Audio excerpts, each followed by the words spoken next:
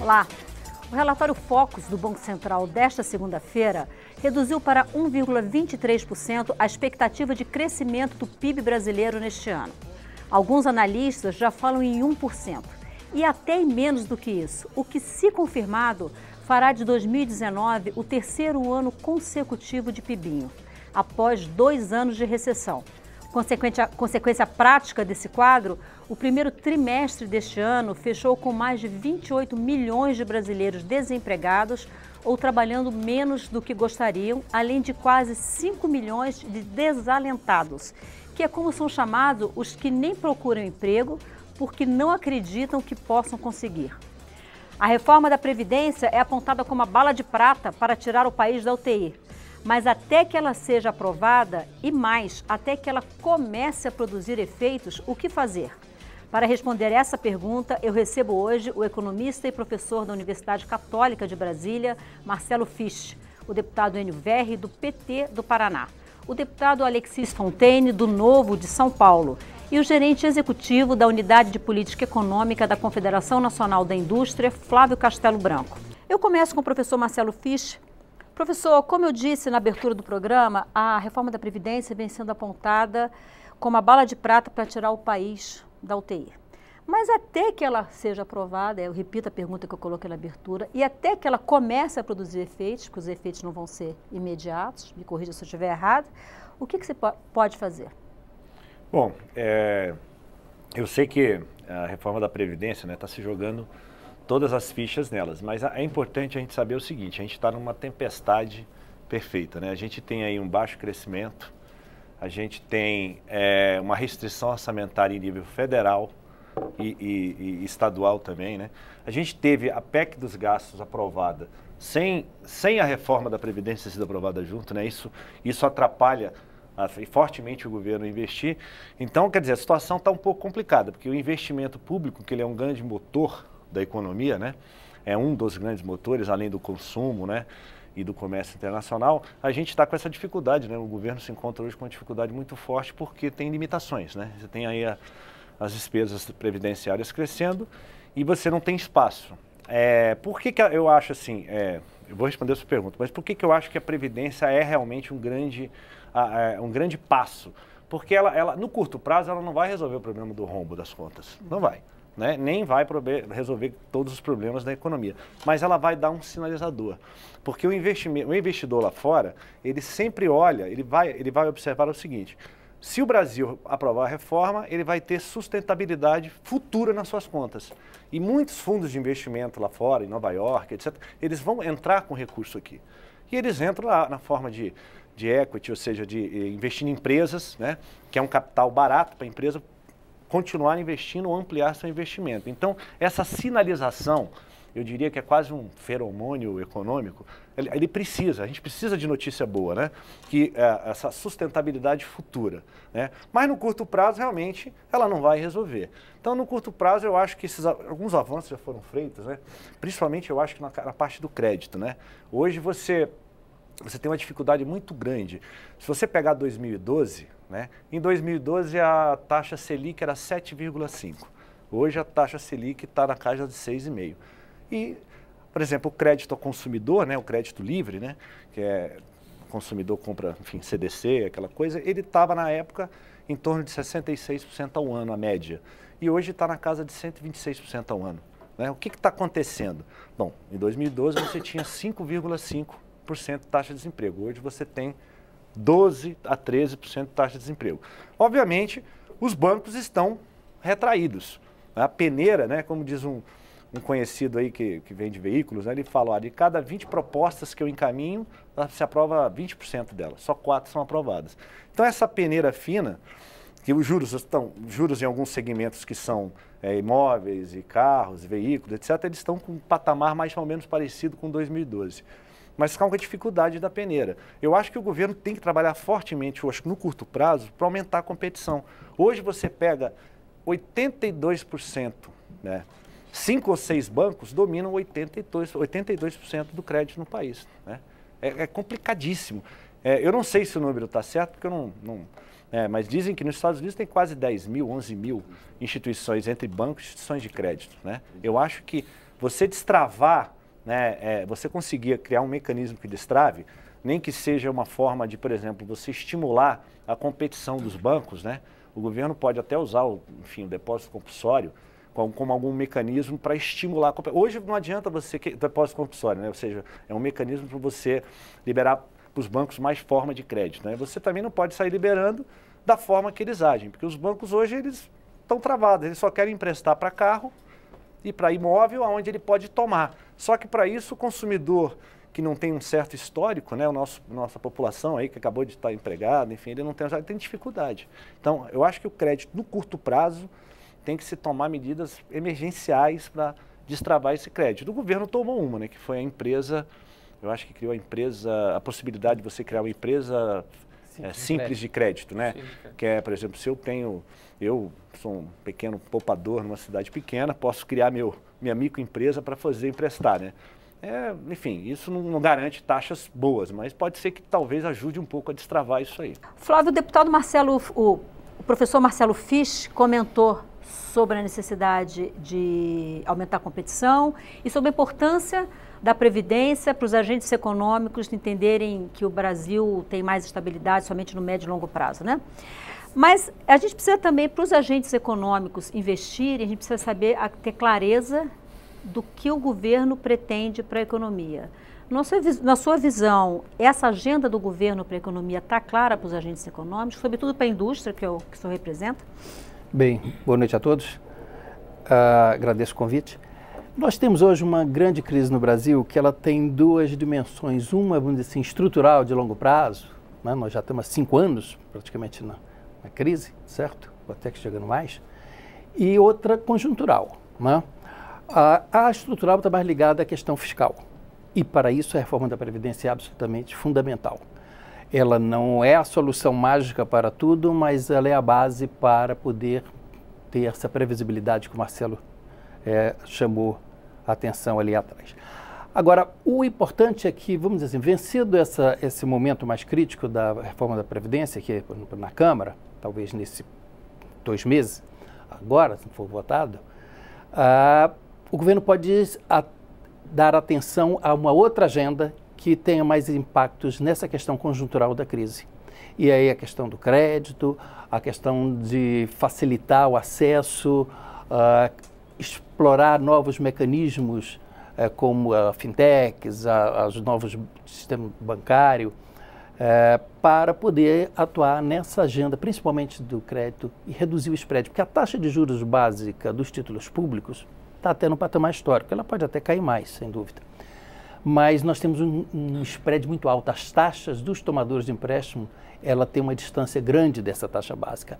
E essa agenda, eu acho que pode ser uma agenda emergencial para ser atacada. Enquanto também as outras partes da agenda estrutural, a reforma tributária, o ambiente de negócios, a infraestrutura, comecem a evoluir mais positivamente. Agora, se você tiver um encaminhamento das questões básicas adequado, tipo já a votação da reforma da Previdência na Câmara, eu acho que o ambiente melhora substancialmente e é capaz de ter uma resposta dos investidores em relação a novos projetos e, com isso, destravar um pouco o crescimento com reflexo no nível de emprego.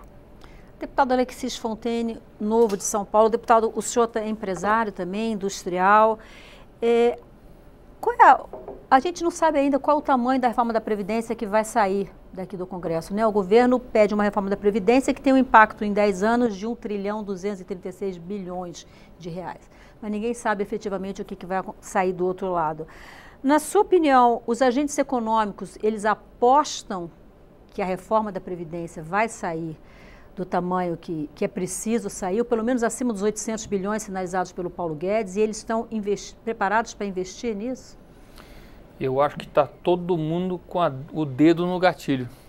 Dinheiro tem, mas está totalmente represado pela insegurança do ambiente. E essa insegurança do ambiente, ela passa desde, será que vai ser feita de fato uma reforma previdenciária adequada? Será que vai vir a reforma tributária para poder facilitar o ambiente de mercado, né, ter os tributos adequadamente colocados e não esse sistema caótico, esse sistema quase que insano tributário? E também nós temos um outro elemento que é a burocracia brasileira, a desburocratização, que gera ambiente para você poder empreender. Se a gente tiver um ambiente seguro, o dinheiro vem. O dinheiro não vai para lugares que correm risco. E o que nós estamos precisando no Brasil, de fato, é um ambiente de segurança. Então, a Previdência, como você muito bem disse, ela é a bala de prata? Não, não é. É o primeiro passo de um ambiente necessário e adequado. Vem as próximas reformas, vem a pauta da desburocratização, e aí sim você sinaliza, não só para o capital interno, porque a gente só fica falando em capital externo, mas tem muito capital interno, que está represado aguardando. Agora vamos lembrar que as pequenas e médias empresas estão assim exauridas de caixa, extremamente enxutas, e se demorar mais tempo é mais gente quebrando. Deputado Enio Verri, está se falando muito aqui de estabilidade, né? E a gente sabe que a gente precisa ter estabilidade jurídica e estabilidade política. Em que medida a instabilidade política que ainda existe hoje no país, inclusive os presidentes dos poderes se encontraram para organizar uma agenda consensual, mas em que medida essa instabilidade política reflete o ambiente econômico, se reflete no ambiente econômico que tem agora? Olha, ela reflete diretamente, e eu vou tentar ampliar isso daí. Na lógica do que o professor Marcelo Fisch colocou, basicamente nós temos o seguinte: o governo, ele tem os gastos de governo, né? Vocês, na aula de aula, não sei se é ainda na sala de aula, mas é G, né? Que são os gastos de governo. As famílias consomem e as empresas investem. Vamos ser claros, com a emenda constitucional 95 e com o congelamento do orçamento, que muitos acham que é benéfico, eu particularmente acho que ele estoura até o ano que vem, senão esse ano ele vai estourar, essa emenda, a principal máquina que impulsiona os investimentos no país não consegue fazer nada porque está o orçamento congelado pela emenda constitucional 95. 2, as famílias, e os números que você colocou, Marcela, logo na introdução, por conta da alta taxa de desemprego, a insegurança das famílias é o seguinte: eu ainda estou empregado, mas meu irmão está desempregado. Portanto, eu vou guardar todo o dinheiro possível, não vou gastar, porque, afinal de contas, eu posso estar desempregado amanhã. E, por fim, o empresário, que é também um investidor, ele não se sente em condições, o deputado Alexis colocou muito bem, nem confiança, primeiro pela instabilidade política, mas também pela instabilidade econômica. E o empresário, que é um empresário mais vivido, ele sabe que não é a reforma da Previdência que vai conseguir resolver isso. O economista Felipe Saito, do Instituto Federal Independente, ele começou um debate na Comissão de Finanças e Tributação na semana passada, nós estávamos juntos, ele falou: olha, eu quero começar a minha intervenção dizendo desde já, não será a reforma da Previdência que vai resolver essa crise econômica que está aí. Na verdade, nós temos que pensar em variáveis, não podemos pensar tão pequeno, nossa economia é muito grande. Como está a nossa relação com o resto do mundo? Ela não é boa. Né, com todo o respeito aos pensamentos divergentes aqui, o nosso chanceler tem dificuldades. Olha, eu sou do estado do Paraná. Nós trabalhamos muito com exportação de frango halal, que é o frango que é para a comunidade muçulmana, para o mundo árabe. A abertura do escritório em Jerusalém, isso nos criou um problema no Paraná gigantesco. A questão do soja, né, que também o Paraná, mas também outros estados da minha região. Essa briga com a China, puxa, a China representa o dobro das importações do Brasil do que os Estados Unidos. Aí o nosso presidente se relaciona com o Trump numa relação pessoal e não pragmática, que o presidente tem que ser pragmático no mundo da economia, né? Consequentemente, nós perdemos exportações de soja e o Trump, de forma inteligente, passa a exportar o soja para a China. Eu poderia ficar aqui ou dar outros exemplos, mas é o seguinte: nós temos um problema de uma queda da nossa pauta de exportações de um setor que é o agronegócio, que é superavitário no momento de crise. Por outro lado, o que nós precisamos é criar um consumo, o mercado interno, primeiro o mercado externo, incentivo à indústria. E, por exemplo, o que aconteceu no mandato passado do presidente Temer, de enfraquecer o BNDES, isso não ajuda a indústria, isso tira a segurança da indústria. E o BNDES sempre teve um papel estratégico. Então eu diria que nós precisamos, e vou dizer uma palavra aqui que talvez suja diferente aos ouvidos dos meus colegas aqui presentes, nós precisamos de um Estado que seja um pouco mais ágil e faça uma intervenção mais clara. Jogar todas as fichas para a reforma da Previdência. E a reforma da Previdência, quem fizer uma boa análise dos dados, vai diminuir a renda interna, não vai aumentar a renda interna, resolve um problema, mas cria outro. Ao reduzir a renda interna, já, portanto, não gera mais emprego. ao você já ter o desemprego. Você fala, escuta, mas para onde vamos? Ah, mas vamos conquistar a confiança do mercado externo e vamos ter investimento. O investimento direto estrangeiro é o que nos interessa. O especulativo não nos interessa, porque o especulativo vem por conta da taxa de juros. O investimento direto estrangeiro, ele é uma armadilha, ele tem dois lados. Na teoria, ele é perfeito, porque traz tecnologia, traz mais empresas, gera emprego, paga mais tributos. Na realidade, não é só o Brasil que passa por uma crise, o mundo capitalista passa por uma crise. Com essa crise que nós vivemos aqui, esse investimento direto estrangeiro não vai vir na abertura de novas empresas, vai vir na compra das empresas existentes, como foi no governo do Fernando Henrique Cardoso. No governo Fernando Henrique Cardoso, o investimento direto estrangeiro foi muito alto, mas não foi por conta da privatização, foi por conta da concentração de capital. Então, nós corremos o risco de ter, estamos atacando uma única variável ou pensando em pequenas outras variáveis que não serão o suficiente. É preciso pensar uma política econômica mais radical e mais interventora. Eu gostaria de ouvir o Flávio Castelo Branco da CNI. Está se falando muito em aumento da produção, seja para o aumento do consumo. O deputado Enio Verri fala da necessidade de aumentar as exportações, da necessidade de se fazer, inclusive, uma política de relações externas que viabilize isso. Mas, assim, nós ficamos em 2014 e a gente cresceu, se me falha a memória, 0,1, ou seja, ficou de lado. 2015 e 2016 caímos 3,5 em cada um desses anos. 17 e 18 crescemos 1,1. A indústria está em stand-by há muito tempo. A indústria tem condições de responder a essa demanda? Porque senão a gente vai ter um outro problema, a gente vai ter inflação. Né?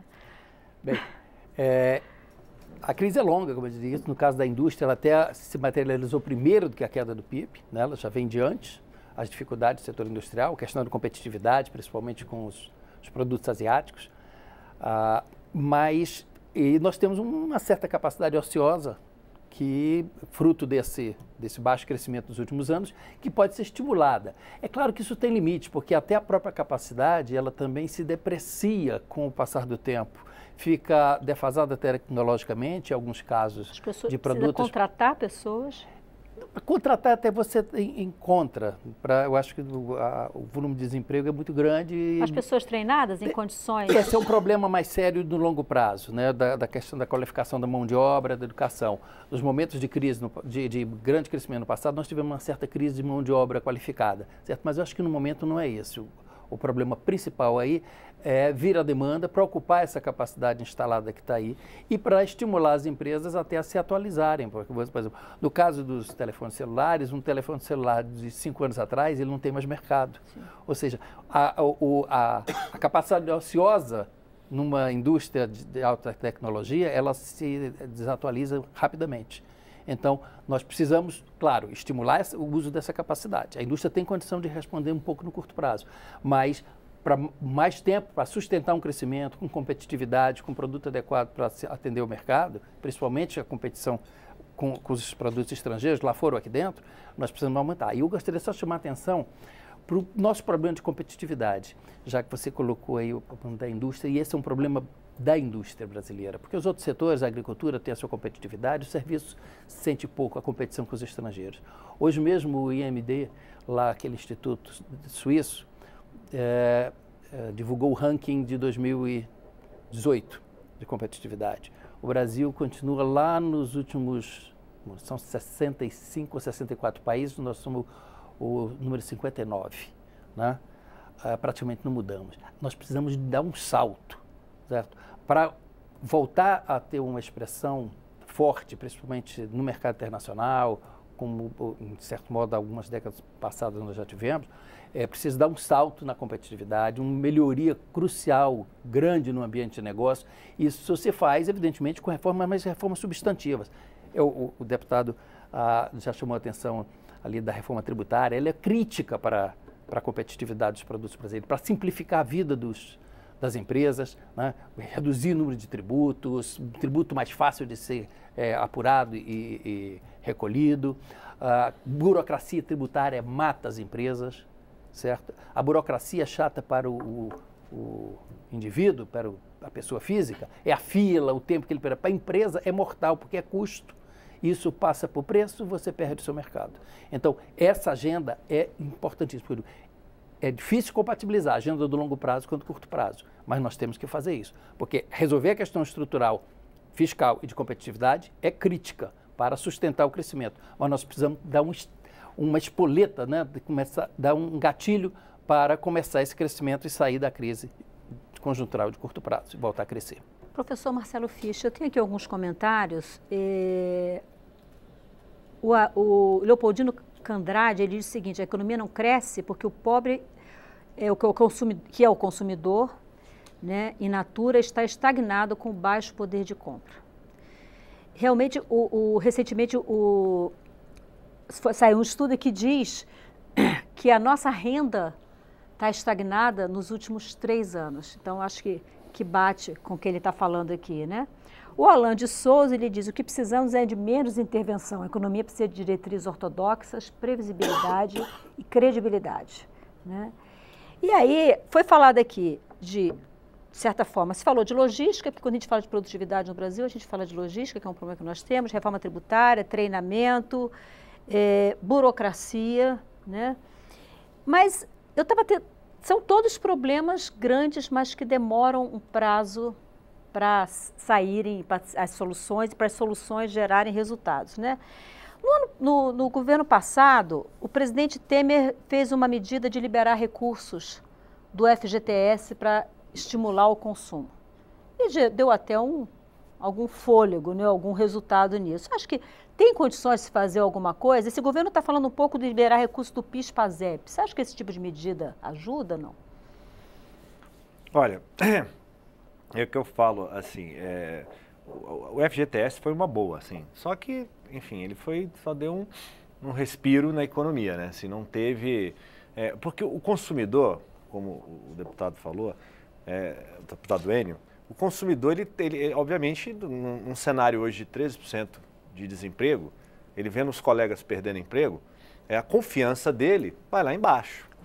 E a indústria precisa que o consumidor tenha confiança para ela ampliar sua confiança, né? Então está meio que todo mundo, a incerteza está geral, né?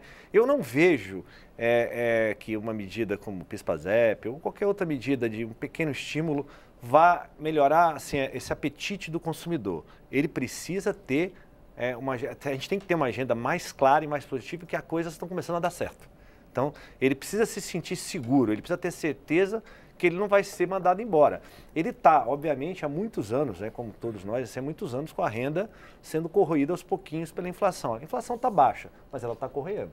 Enquanto você vai no supermercado, os preços continuam subindo, né? Às vezes até mais do que a gente imagina, né, em alguns casos. Então, o consumidor, ele vê isso, ele está vendo isso, aí ele está vendo que o desemprego não melhora. Então, ele começa a se retrair mais ainda. Então, eu não sei se um estímulo pequeno de consumo vai resolver o problema. Ele precisa de notícias boas. Por exemplo, o Brasil hoje, como o deputado estava falando no comércio internacional, a gente representa no comércio internacional 1%. O que é o Brasil aí fora? Né? 1%. Por que a gente não acelera essa abertura comercial? Né?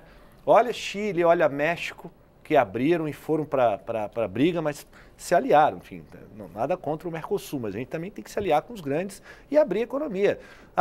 Alguns setores vão sair prejudicados, mas outros vão sair, nem que a gente exporte açaí, chinelo de dedo, enfim. Eu acho que coisas que dá para ser feito rápida, né?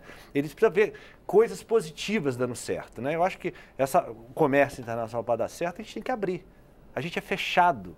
Há anos que o Brasil fala, vamos abrir a economia fechada.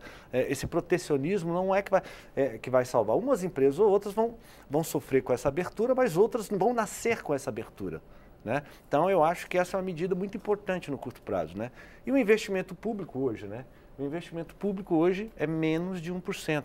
Se você comparar com qualquer país da Europa, ou até colegas nossos aqui do Chile, etc., é 0,30% do PIB. Gente, é 27 bilhões, isso não é nada, né? E o investimento público, ele é importante para estimular a economia.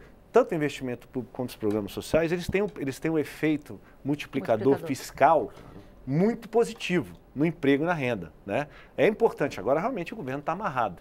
Mas, olha, a gente tem muita renúncia, né? Que o cidadão não sabe. O que é renúncia fiscal? O governo deu subsídios, isenções e renúncias de impostos para alguns setores. Isso também acho errado. Isso você pode resolver imediatamente. Tem cerca de 40 bilhões aí de subsídios explícitos que podem ser retirados e convertidos já em investimento público, né? Então, eu acho que a sociedade tem que decidir, olha, eu vou favorecer alguns setores da economia com subsídios ou com renúncias, ou vou tirar isso aqui, mas vou imediatamente colocar um investimento que tenha um efeito imediato e rápido na economia. Eu vou fazer um breve intervalo e na volta a gente vai falar sobre essa tentativa de redução dos subsídios. Já houve proposta nesse sentido, de reduzir isso, mas essas propostas não foram muito bem sucedidas aqui no Congresso Nacional. A gente vai voltar a falar isso na volta do programa. A gente volta já já, não saia daí.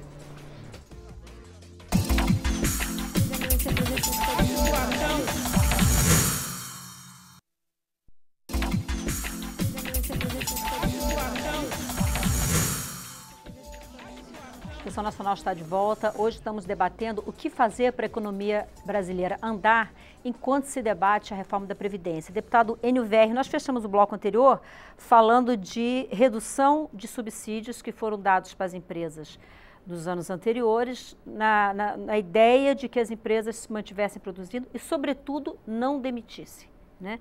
E eu gostaria que o senhor comentasse isso, e vou colocar aqui uma observação que chegou do Leopoldino Candrari. Ele diz o seguinte: a verdade é que o empresário brasileiro fechou com o executivo e só vão investir se tiverem a mão de obra barata e um lucro exorbitante. Diferente da China, que a produção é enorme e o lucro é baixo. O senhor quer comentar a questão dos subsídios e a visão do empresário, segundo... Bom, primeiro o que o nosso telespectador está colocando aí em partes, né? A China também não é esse paraíso, não, é importante reconhecer isso. Segundo, nós vivemos no capitalismo, né? Não quer dizer que eu concorde com ele, mas o empresário, ele quer ter lucro, né? É claro que o empresário fala bonito, que eu estou aqui para gerar emprego, para pagar, tá nada, ele está lá para ganhar dinheiro. Se não ganhar dinheiro, ele sai do negócio. Então, é muito bonito para ingleser o discurso deles. Mas agora, é importante perceber que o empresariado não fechou com o executivo. Nós temos hoje um grande problema, conforme você me fez a primeira pergunta, um problema político para resolver, de interesses. Ah, mas nós vamos ter um Estado liberal e o Estado liberal vai resolver isso. Nós não temos um Estado liberal, né? Infelizmente, setores do governo, como o ministro da Fazenda, ele é até ultraliberal, mas outros setores do governo nem sabem o que é liberalismo. Esse que é o problema. Aliás, isso é um problema. Eu me sinto à vontade de debater, por exemplo, com o deputado Alexis, e nós usamos muito bem, porque eu defendo o Estado interventor maior. Ele é o contrário. Só que, como nós sabemos, estamos falando, é possível, inclusive, sair acordos. Quando não há capacidade de entender, como que saem acordos? Então, dentro desse cenário, é que eu digo que não é tão simples. Por exemplo, nós discutimos aqui nesse seu programa várias vezes, junto com o deputado Rauli, a reforma tributária. Isso. A reforma que está hoje para ser votada, que é a reforma que tem o nome do deputado Baleia Rossi, do MDB, ela é uma reforma simplificadora, como o senhor disse. É uma reforma seguinte, que ameniza o fluxo de papéis, mas não muda a injustiça tributária, de maneira nenhuma inverte a prioridade. O resto do mundo tributa a renda, não tributa o consumo. O Brasil tributa o consumo, não tributa a renda. Logo, se você tributa o consumo e as pessoas que ganham menos pagam muito imposto, e quem ganha menos gasta tudo que ganha no consumo, você privilegiando quem ganha mais poupa, automaticamente se reduz o consumo. Então, hoje, esse modelo tributário precisa urgentemente ser modificado. A grande questão é, a gente faz isso de uma única vez? Não é simples, nós temos que construir uma transição. Agora, se tem uma coisa que é importante, é aproveitar a crise para as mudanças mais estruturantes. Essa crise é um bom momento para sairmos do debate só da simplificação tributária, para ir do fato seguinte: nós temos que resolver a crise que nós temos. Nós precisamos girar o mercado interno, para isso precisa ter dinheiro circulando. E não é isentando lucros e dividendos. Não é fazendo com que ganha muito, não pague imposto nenhum, e quem ganha pouco pague muito imposto, que você vai girar a economia. E é assim a política tributária brasileira. Um outro aspecto que eu gostaria de dizer aqui é que a desoneração, ou subsídios, como você queira, o número é um pouco maior, professor. É 340 milhões ao ano. Ao ano, o debate que nós temos. Tanto eu como o deputado Alexis fazemos esse debate semanalmente. É preciso urgentemente resolver isso. Por quê? Eu vou dar um exemplo do governo que eu defendi, até para ser mais justo. A presidenta Dilma deu aquela desoneração da folha para 26 setores. Qual era o acordo? Aumentar a competitividade, gerar mais emprego, tá? Inserção internacional, porque aumentar a competitividade é inserção internacional. Com exceção de calçado e confecção, que não ampliou nada, mas sobreviveu devido à concorrência internacional. E TI, tecnologia de informação, que de fato foi, todos os outros transformaram, sabe o quê? Em lucro líquido. Pegaram para eles o dinheiro. Então, na verdade, nós temos que fazer um debate e tirar essa desoneração. Ou ela tem um papel social e cumpre esse papel, porque os empresários falam muito em competitividade, mas aí, quando chega a oportunidade, eles transformam em lucro. Como é que é isso? É igual, por exemplo, agora me parece que o Banco Central está falando em reduzir de novo o depósito compulsório. Isso. Pô, isso é uma ótima notícia, porque se diminuir o depósito compulsório, é mais dinheiro no mercado para oferecer para as empresas, para os consumidores, para o dinheiro voltar a girar. Só que isso já aconteceu no passado. E o que aconteceu? Os bancos pegaram o dinheiro do depósito compulsório e reaplicaram em papel, que virou papel. 5, 6 bancos, né? Exatamente. Então, você pode fazer isso, mas você tem que reduzir. Por exemplo, você reduz o compulsório, mas tem que ter algum toma lá da cá. O governo está falando, olha, então é o seguinte, isso vai ser para bancos pequenos, por exemplo, Sim. ou então vamos criar um índice de competitividade. Não pode ser dessa forma como é feito no passado, né? Para encerrar, eu concordo com você. A grande problema é que nós temos uma situação de oligopólio dos bancos. A taxa de juros desses bancos é altíssima. E olha, para quem está me assistindo, é surpreendente. O imposto efetivamente pago pelos 5 maiores bancos do Brasil o ano passado foi menos de 8%. Ninguém dessa sala aqui paga menos de 20% de impostos, quaisquer que sejam. Os bancos pagaram menos de 8% de imposto, segundo dados oficiais. É só juntá-los. Então, a reforma tributária, contribuição social sobre o lucro líquido dos bancos, olha, isso é um absurdo de aumentar de 15 para 20, porque os bancos vão repassar. Aí, de novo, eu defendo o papel do Estado. O Estado tem que trabalhar isso, tem que pôr regras, porque o banco, ele não produz. Quem produz é a indústria, o comércio, a agricultura. Esses têm que ter incentivos. E alguém tem que financiar esse incentivo. E não pode ser os trabalhadores nem os consumidores. Quem financia o incentivo é quem tem muito lucro, paga mais imposto, para os outros setores também crescerem. Então, me parece que é esse o desafio nosso. É a gente pensar no longo prazo, mas agir imediatamente. Senão, nós não teremos o longo prazo. O Keynes, né, que é um dos grandes pensadores da economia, dizia que a longo prazo todos estaremos mortos. Sem querer ser muito pessimista, se nós não tomarmos uma atitude logo, corremos esse risco. Mas que regras o deputado sugere aí para esse tipo de intervenção com os bancos? Eu não entendi. Não, nós podemos determinar, nós temos condições de aplicar os impostos, nós temos condições de taxar o spread, porque o spread é o risco, né? Mas não é risco, é a taxa de monopólio. O risco se tivesse muitos bancos. Você disse, nos Estados Unidos são 3 mil bancos, 3 mil. Entre cooperativas e bancos? Tudo, 3 mil. Esses 3 mil bancos, eles disputam entre eles. Então aí pode ser o mercado. Hoje no Brasil, você não pode deixar isso solto, porque não tem disputa. O livre mercado existe para quem produz cenoura, para quem vende sandália, açaí, né? Mas o mercado financeiro não tem livre mercado. Portanto, quando não tem, cabe ao Estado interferir e garantir que a sociedade não tenha prejuízo com isso. Eu gostaria de ouvir o deputado Alexis Fontaine em relação a essa questão do papel do Estado, que está sendo muito colocado aqui, mas eu queria rapidamente explicar um pouco para quem nos assiste o que é o depósito compulsório. A gente vai lá, deposita dinheiro no banco, de uma maneira muito simples, deposita dinheiro no banco, uma parcela disso o Banco Central recolhe, para que esse dinheiro não fique todo disponível na economia e possa gerar um consumo excessivo. O que o Banco Central está dizendo é que a partir de julho vai liberar pouco mais de 8 bilhões de recursos do compulsório para aumentar a oferta de recursos, consequentemente aumentar o crédito para o consumidor e para as empresas. E o que está sendo dito aqui é que não obrigatoriamente os bancos vão fazer isso. Pode pegar esse dinheiro e comprar a título público e continuar oferecendo crédito. E aí eu quero ouvir o deputado Alexis Fontaine, do Novo, em relação a isso. Deputado, papel do Estado nessa história, eu sou que é industrial também, que está na outra ponta da história, né? Como é que faz para os bancos pegarem esse dinheiro e colocar efetivamente no crédito e não rolar a dívida, usar para rolar a dívida? Bom, eu se eu fosse banqueiro, eu ia querer maximizar o dinheiro. Então, o que vai acontecer? Se o mercado estiver bom para emprestar dinheiro para a produção, é lá que nós vamos fomentar. Agora, se o mercado tem uma insegurança muito grande, e até o Roberto Campos Neto fala isso nas várias apresentações dele, porque eu também sou o primeiro a botar o dedo na cara dos banqueiros e falar assim, por que é tão caro o custo do dinheiro no Brasil? Né? É concentração? Não é concentração? O que acontece? É monopólio? A gente tem essas dificuldades. E o que apresenta-se é que o Brasil tem a mesma concentração de bancos dos que vários países na Europa, inclusive a Alemanha. A Alemanha tem até maior concentração do que o Brasil.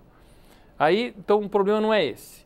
Então, o problema talvez seja porque não tem a recuperação dos créditos, que é o que eles mais apontam. Inadimplência elevada. Porque você empresta, a pessoa não consegue pagar e você não consegue fazer valer a garantia que foi dada para aquele empréstimo.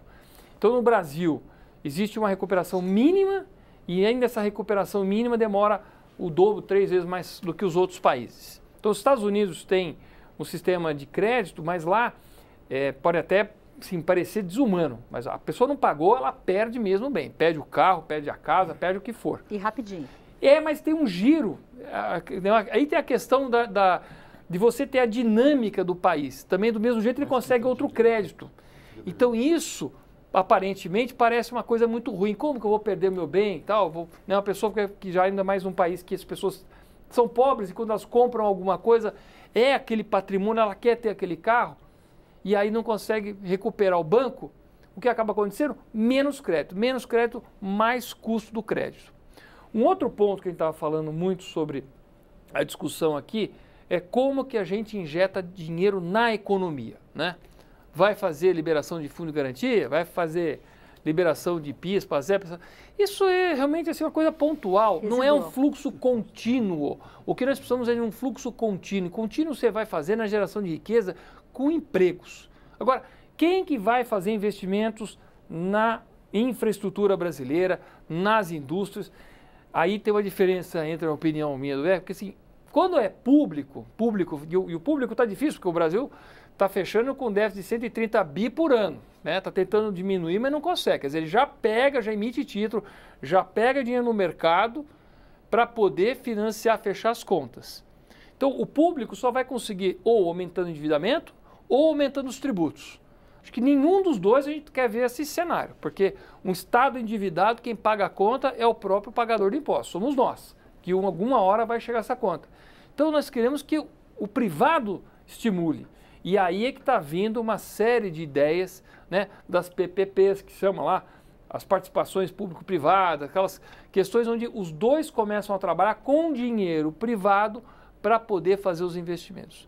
Esse é o modelo que eu acho que mais funciona.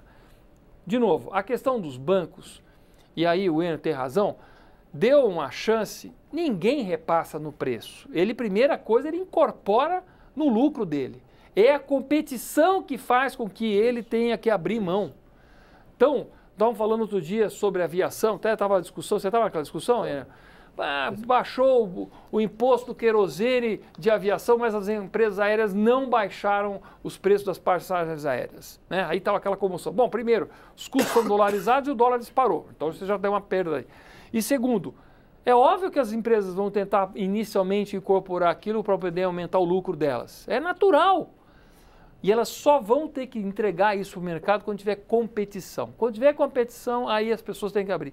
E é por isso que, como liberal, eu realmente luto para que tenha mais oferta de produtos e serviços para o consumidor. Mas como liberal, também aí eu vou na linha do Enio, não tem que achar que o mercado resolve tudo não. Principalmente num país que já tem desigualdades instaladas prontas. Então, como liberal, nós procuramos dar acesso à igualdade de oportunidades às pessoas, com qualidade, na educação, saúde, segurança, justiça, né? Esses elementos que a gente tenta fazer de igualdade. Mas a gente sabe que tem, de partida, pessoas que saindo com uma McLaren e outros saindo com um Fusquinha. E as pequenas empresas, pequenas e microempresas, são as grandes geradoras de emprego, né? Isso não é verdade. Não? Eu também achava que era isso. Mas eu peguei os relatórios da Receita Federal e a verdade é que as grandes empresas são os grandes geradores de emprego. O que acontece é que quando a gente pega micro, pequenas empresas, são aqueles empreendedores individuais, aquela pessoa que não conseguiu emprego, aqueles 28 milhões de desempregados, subempregados, que acabam gerando ou tentando montar um negócio na microempresa individual ou no simples. A ideia de que tem muitas empresas nesse regime, mas não são elas as maiores empregadoras. Os maiores empregadores estão nas grandes empresas, mesmo que mais ou menos 29 milhões de empregos gerados. Agora, eu queria voltar ao tema da renúncia tributária. Por favor. Com o sistema tributário que nós temos, cheio de recortes, quase que cheio de regimes chamados regimes especiais, né? Eu tenho um regime especial para o setor X, para o setor Y, para linha branca, para automóveis. Se você não mudar o sistema, ou seja, fizer a reforma tributária mais simples e tentar igualar todo mundo, você vai ter uma dificuldade muito grande para tirar ou para reduzir essas renúncias mencionadas. Uma das maiores delas é exatamente o simples, da pequena e média empresa. Como chega nessa casa aqui no Legislativo com uma proposta para reduzir a renúncia para o simples? Eu não creio que tenha uma boa acolhida, certo? Só vai ter uma boa acolhida se você disser assim, o meu sistema agora é tão simples, o sistema todo, que eu não preciso mais de um simples tão grande. Eu vou precisar de um simples, como você tem às vezes na Europa, só mesmo para o pequeníssimo empresário. Mas, desculpe entender, mas exatamente esse é o erro que aconteceu no sistema tributário brasileiro. O fato dele ser tão complexo, quando você está na beira de desenquadrar do simples, faz com que todo ano as pessoas queiram esticar o simples. Então o simples brasileiro ele chega quase que a $1.100.000, né? Como 4.800.000 por ano.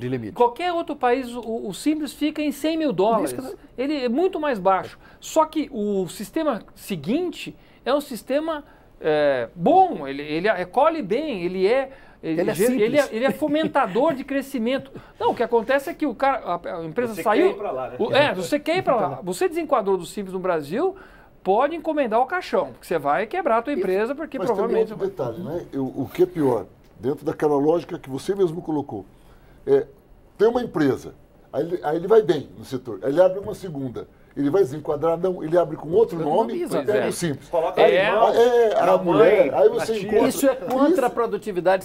Isso, exatamente, é um absurdo. Mas é uma questão de sobrevivência. Porque o sistema é todo Mas importado. aí nós temos o termo que estamos conversando aqui, é o Frankenstein tributário. Claro. A grande questão é a gente vai e volta. O Raul diz que é um manicômio tributário. Mas é um manicômio. E ainda o Raul ele prende bastante a questão da gestão, como você muito bem coloca. Mas se a gente não resolver o problema do Frankenstein, olha, nós temos problemas sérios. Vou dar um exemplo aqui, que é um debate que nós temos na Comissão de Finanças e Tributação. A Zona Franca de Manaus tem lá o pessoal das grandes marcas de refrigerantes mundiais. Em compensação dos nossos estados todos, nós temos as famosas fábricas de tubaínas. Tudo são fábricas pequenas, que geram ali 20 empregos, 30, 50, e que são fundamentais. Agora, a guerra para você dar igualdade tributária é gigantesca. Agora, como que nós podemos crer, para quem está nos assistindo, que marcas que têm domínio mundial de mercado, são as duas principais marcas, têm no Brasil vantagens tributárias e empresas, nem falo micro, porque não dá para ser micro, mas médias. Na Zona Franca. Na Zona Franca. Enquanto no resto do Brasil, eles se matam gerando 50, 100 empregos e pagam um tributo muito mais alto. É uma contradição, um paradoxo, nós não podemos concordar com isso. Então, para falar em crescimento, em sair da crise, eu volto a dizer, é um olho, como é que é? É um olho no gato, olho no peixe. Nós precisamos olhar os nossos pés e imediatamente cobrar, todos nós, parlamentares, representantes da sociedade civil organizada, para que algumas mudanças estruturais ocorram, que a confiança seja construída. Em minha opinião, só a reforma da Previdência não constrói essa confiança, de jeito nenhum, e ao mesmo tempo, um projeto de 10 anos. A gente não pode pensar só no nosso mandato, não podemos pensar em 4 anos, porque ninguém faz mudança estrutural em 4 anos, nem prefeitura de cidade interior. Agora, deputado Verri, o senhor está aqui no segundo mandato? Segundo. Eu estou aqui há um pouco mais de tempo, eu estou aqui há pouco mais de 20 anos. Um pouco mais. 5 mandatos, vamos dizer assim. E a reforma tributária, ela é uma... parece que, eu não sei o que acontece, é que assim, ela não sai daqui. Né? Então você tem briga de Estado rico com Estado pobre, né? É dificílimo. O que você acha que pode acontecer nessa legislatura? É a crise? O que pode acontecer na legislatura que faça desencantar essa reforma tributária? A gente terminou a legislatura passada com um projeto aprovado na comissão especial. Acho que pela primeira vez você conseguiu aprovar o projeto da comissão especial pronto para ir a plenário. Sim. Semana passada foi aprovada na CCJ uma nova proposta de reforma tributária, e agora vai ser montada uma nova comissão especial de reforma tributária. Sim. Talvez não seja essa que o governo anseie, então talvez ainda venha uma outra proposta do governo. Né? Quer dizer, o que pode acontecer né, de alinhamento dos astros nessa legislatura que essa reforma tributária saia? Olha, primeiro, a proposta do deputado Baleia Rossi, ela é muito próxima da proposta cujo relator foi o ex-deputado Raul. Então, são muito parecidas. E ela está muito no campo do gerenciamento, da facilitação do processo tributário. Redução da burocracia. Que já é um avanço, né? Vamos reconhecer aqui, não vamos ficar aqui também achando que o mundo todo é... Então, é um avanço. Agora, nós devemos aproveitar essa oportunidade para ampliar isso. Qual é o melhor momento? Primeiro, uma reforma tributária não vai dar para a gente ficar trabalhando com origem e destino. É muito difícil o debate de origem e destino, ou seja, você acerta São Paulo, cria um problema com Minas. Você resolve o problema do Rio de Janeiro, que é um problema lá com a Bahia. Principalmente os estados mais ricos são os que mais têm poder de lobby e mais dificuldades criam. Vamos ter que repensar algo. Mas eu diria a você, sem querer ser muito otimista, que o melhor momento para as boas soluções é a crise.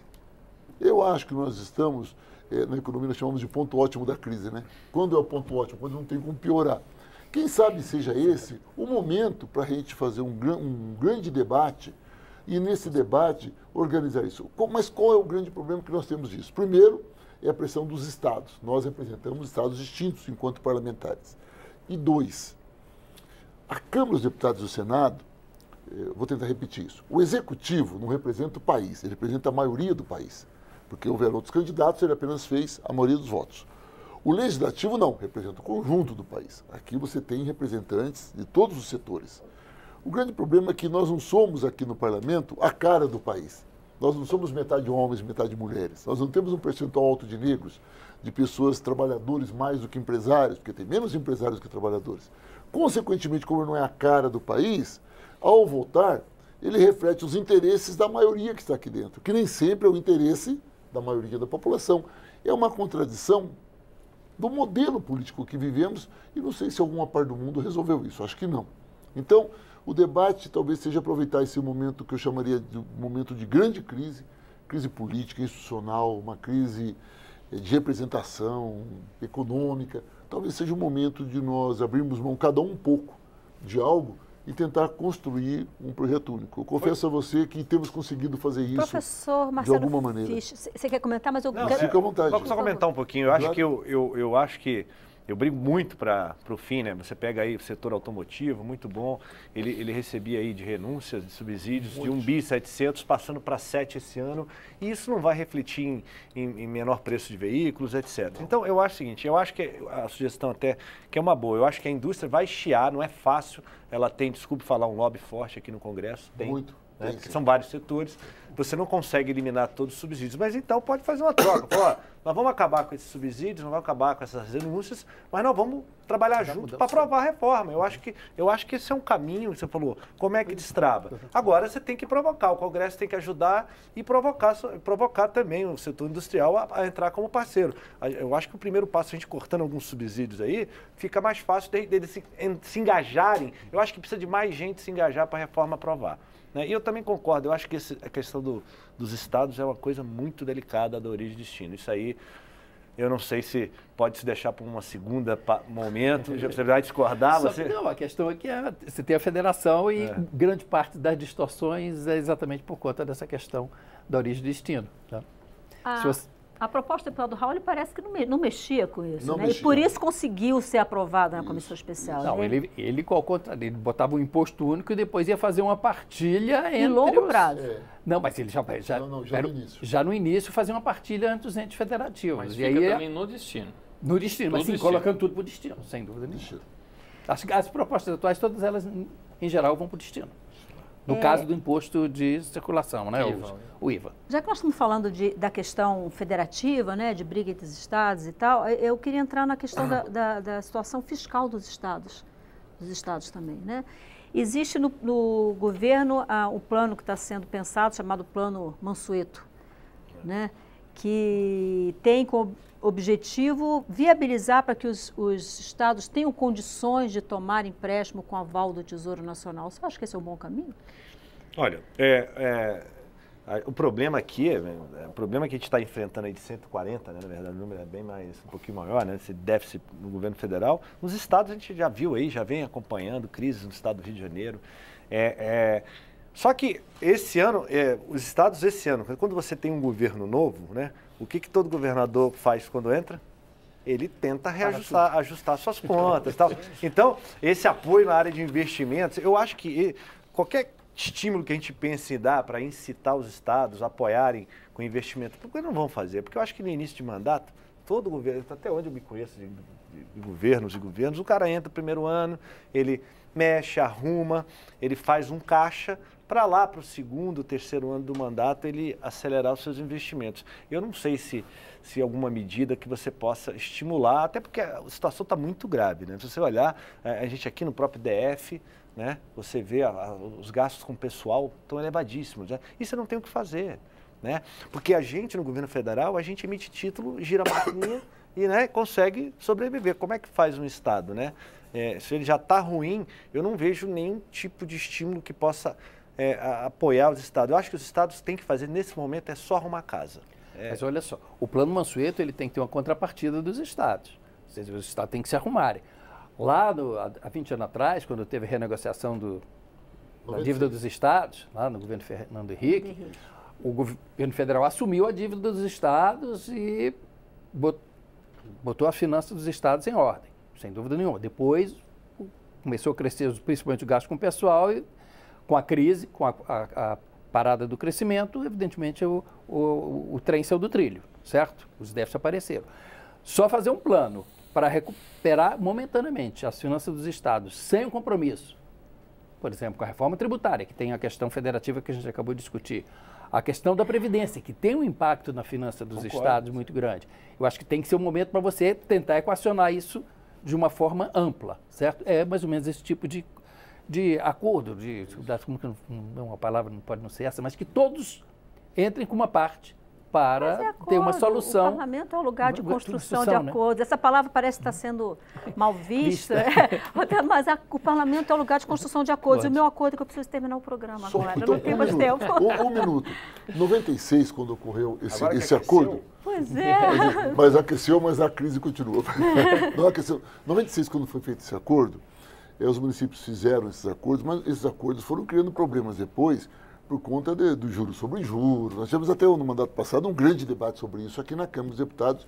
Isso, a metodologia criou grandes problemas. Agora, na verdade, assim, olhando um pouco, eu já fui secretário de Estado do Planejamento também, posso lhes afirmar que todos os estados, inclusive o estado rico como o meu, claro que está equilibrado porque pegou o fundo de previdência dos servidores e resolveu, mas resolveu. Aqui também. Pegou o meu fundo lá como professor estadual Deputado, lá e tirou no fundo. Mas é o seguinte, não há como não fazer imediatamente alguma coisa.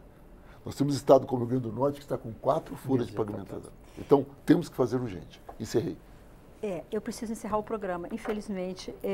Eu quero agradecer ao professor Marcelo Fisch, professor de Economia da Universidade Católica de Brasília. Muito obrigada por sua participação no nosso debate. Deputado Alexis Fontaine, do Novo de São Paulo, muito grata também. Desejo boa sorte no seu primeiro mandato aqui na Câmara. Deputado NVR, PT do Paraná, muitíssimo obrigada mais uma vez por sua presença aqui no Expressão Nacional. Flávio Castelo Branco, gerente da CNI, muito obrigada também.